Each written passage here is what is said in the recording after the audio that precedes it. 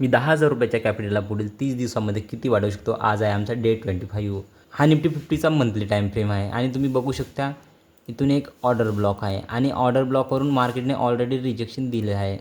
याचा अर्थ असा आहे की मार्केट याला टॅप करून खाली जाईल, कारण की मंथली टाईम फ्रेम आहे, हा हायर टाईम फ्रेम आहे. याच्यानुसार मार्केट डाऊन साईड जाईल हा नक्की. आता आपल्याला माहिती आहे की इथून डाऊन साईड होणार, तर आपण जाऊ डेली टाईम फ्रेमवरती.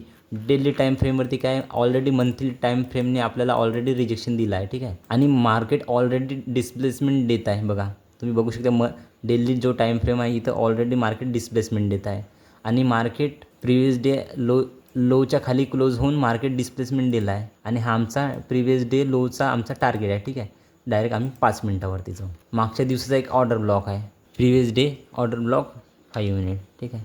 आपण हा मार्क केलेला आहे. इथून ओपन झालं आणि वर जाऊ लागलं आणि इथून रिजेक्शन देताच मला एक लॉंग एंट्री घ्यायची होती, म्हणजे असा आमचा टार्गेट होता.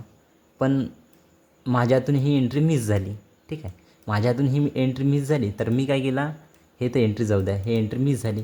नंतर मी इथं एक ऑर्डर ब्लॉक मार्क केला आणि माझा अंदाज होता की हा पण ऑर्डर ब्लॉक पूर्णपणे वर्क करेल आणि मी पण सेम टू सेम तोच आपला ॲनालिसिस करून मी हा असा टार्गेट ठेवला होता.